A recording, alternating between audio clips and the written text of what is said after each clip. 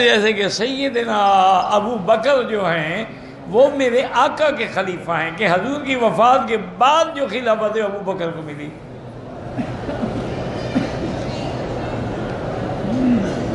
اور خلیفہ بلا فصل، یعنی حضور کے بعد جو خلیفہ ہیں، اس لیے حضرت عمر فرماتے تھے کہ بھائی خلیفہ تو ابو بکر ہے، ہم تھوڑے خلیفہ ہیں۔ جب لوگوں نے حضرت عمر کو لکھا نا خلیفہ رسول اللہ، انہوں نے کہا کیا کر رہے ہو، میں رسول اللہ کا خلیفہ تھوڑا ہوں، میں تو ابو بکر کا خلیفہ ہوں نا۔ پھر یوں لکھو خلیفہ رسول اللہ، پھر میرے بعد جو ہے گا پھر لکھو گے خلیفہ، چھوڑو بس امیر المومنین، خلیفہ صرف ابو بکر ہے۔ اس ضمن میں چونکہ حضور کے بعد یہ آئے ہیں تو خلفاء کہلائے، ورنہ اصل خلافت جو ہے وہ تو ابو بکر کی ہے۔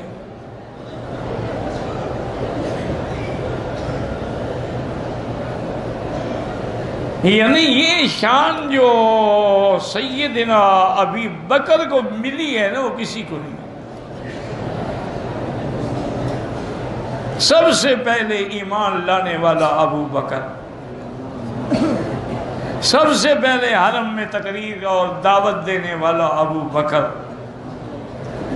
سب سے پہلے اسلام کے نام پر جس کو کعبہ کے مطاف میں مار پڑی وہ ابو بکر،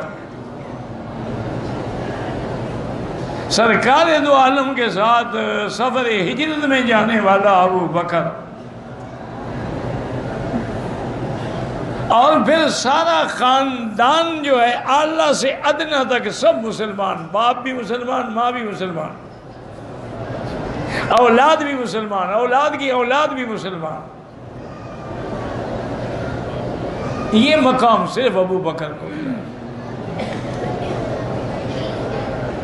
دیکھیں نا حضرت عمر کی بڑی شان ہے، لیکن باپ تو کافر ہے، خطاب کا بیٹا ہے، خطاب تو اسلام نہیں لائے۔ یہ ابو بکر ہے کہ جس کے ابا بھی ایمان لائے، ماں بھی ایمان لائی، بیوی بھی، اولاد بھی، اولاد کی اولاد بھی، لڑکے بھی، لڑکیاں بھی۔ اور پھر خدا کی شان دیکھیں کہ سارا خاندان خدمت رسول اللہ میں ہے صلی اللہ علیہ وسلم۔ اس لیے علماء نے یہاں پر ایک بڑی عظیم نکتے کی بات لکھی ہے، اللہ مجھے سمجھانے کی توفیق دے، کیوں جب تک اللہ توفیق نہ دے بندہ کیا سمجھا سکتا، انسان کی کیا طاقت۔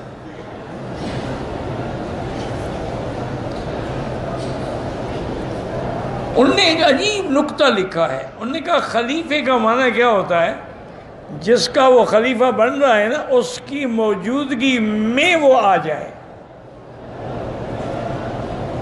بات سمجھو، اللہ کرے سمجھ آ جائے انشاءاللہ، تھوڑی توجہ کرو گے تو آ جائے گی۔ تو میرا ماہیہ اور ڈھول سپاہیہ میں خیال ہو تو پھر تو نہیں آئے گی۔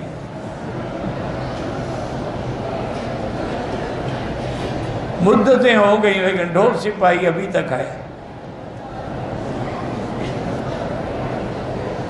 اللہ اکبر، اللہ اکبر۔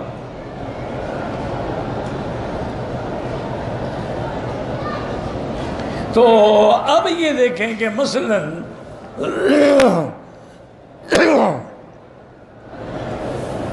آج رات ہم نے رمضان کا چاند دیکھا اور تراویح شروع ہو گئی، حالانکہ رمضان تو ہوا ہی نہیں۔ بھئی روزہ تو صبح ہوگا نا، لیکن اس کا اثر رات میں آ گیا کہ وہ رات کا خلیفہ ہے، کہ رات کو تراویح شروع ہو گئی، اسی لیے وہ لیلۃ رمضان ہو گئی۔ جیسے ہم کہتے ہیں لیلۃ الجمعہ یعنی جمعہ رات، اب حالانکہ جمعہ تو صبح ہے، اس لیے بعض لوگ جمعہ رات کہتے ہیں، جمعہ کے بعد جو رات آئے گی اس کو جمعہ رات کہتے ہیں۔ یہ تو خمیس کے بعد آ گیا نا جمعہ، لیکن صحیح یہ ہے کہ یہی جمعہ رات ہے۔ تو اب جیسے رات کے یعنی ابھی روزہ نہیں رکھا، عصر آ گیا، اسی طرح کہتے ہیں خلیفہ ہوتا ہی وہی ہے جو جس کا خلیفہ بن رہا ہے اس کی موجودگی میں آ جائے۔ یہ ابو بکر کو شان ملی ہے کہ حضور زندہ ہیں اور اللہ کے نبی نے ان کو اپنے مصلی پہ کھڑا کر دیا۔ مروا ابا بکر فلیصلی بالناس، حضور نے فرمایا ابو بکر کو حکم دو اب نماز پڑھائے لوگ۔ حالانکہ بی بی عائشہ نے روکا، بی بی عائشہ نے روکا، اور بی بی عائشہ نے بی بی حفصہ کو بھی ساتھ بھی لایا اور بیویوں کو بھی ساتھ بھی لایا کہ آپ کہیں کہ ابو بکر کو نہ حکم دے نماز کا، کسی اور کو حکم دے دے۔ اس کی بتائے وجہ کیا تھی؟ وجہ یہ تھی کہ بی بی عائشہ چاہتی تھی کہ کوئی میرے باپ کے مصلی پہ آنے پر تفاعل نہ پکڑے کہ ابو بکر انتظار میں تھا کہ حضور فوت ہوں میں مصلی پہ ہوں، لیکن حضور ناراض ہوئے، فرمایا صواحبات یوسف، تم وہ یوسف کی خواتین ہو جن نے ہاتھ کاٹ ڈالے تھے، مجھے بھی دھوکہ دینا چاہتی ہو؟ مروا ابا بکر فلیصلی بالناس۔ اور ایک بات کو ساتھ بھی لا لینا تو پھر بات اور زیادہ سمجھ آ جائے گی۔ اللہ نے فرمایا کہ میرا نبی میرا مدنی تو کوئی بات کا حکم شریعت کا دیتے بھی دنیا نہیں، شریعت وما ينطق عن الهوى، اپنی خواہش سے حکم نہیں دیتے، ان هو الا وحی یوحى۔ معلوم ہوتا ہے کہ ابو بکر کو مصلی پہ کھڑے کرنے کا حکم اللہ نے دیا۔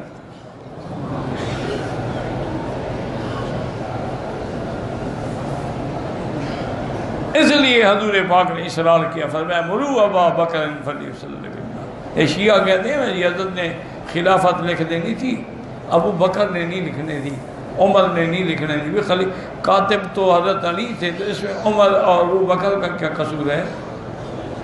جب وہ گھر سے چلے گئے تو حضرت علی کاغذ قلم لے آتے لکھوا لیتے، کاتب تو وہ ہے، ان کے ذمے ہے۔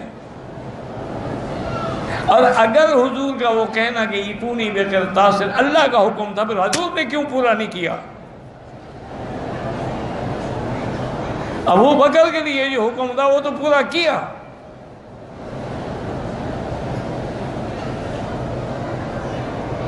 تو اس لیے اب یاد رکھیں کہ وہ خلیفہ کون ہوتا ہے؟ جو حضور کی موجودگی میں مصلی پہ آ گیا۔ اسی لیے حضرت عمر نے ثقیفہ بنو ساعدہ میں جب بیعت ہونے والی تھی تو انہوں نے یہی دلیل پکڑی تھی، انہوں نے کہا تھا کہ اے اصحاب رسول اللہ، جس بندے کو اللہ نے ہمارے دین کا امام بنا لیا ہے، ہم دنیا کے امام کیسے نہ بنائیں؟ فبایع الناس، سب نے بیعت کی۔ یہ بھی ملنگ جھوٹ بولتے ہیں کہ علی نے بیعت نہیں کی، حضرت علی نے بیعت کی، لیکن صرف ان کو غصہ تھا کہ مجھے بیعت کے وقت کیوں نہیں بلایا۔ تو آپ نے کہا اس وقت کوئی وقت ہی نہیں تھا، نظام مدینے کو سنبھالنے کے لیے ضروری تھی کہ فیصلہ ہو جائے جلدی۔ پھر حضرت علی نے باقاعدہ بیعت کی، ہمیشہ حضرت ابو بکر کے پیچھے نماز پڑھتے رہے اور ہمیشہ ابو بکر کے وزیر رہے، ہر مسئلے میں مشورہ دیتے رہے۔ اسی لیے کسی خارجی بدبخت نے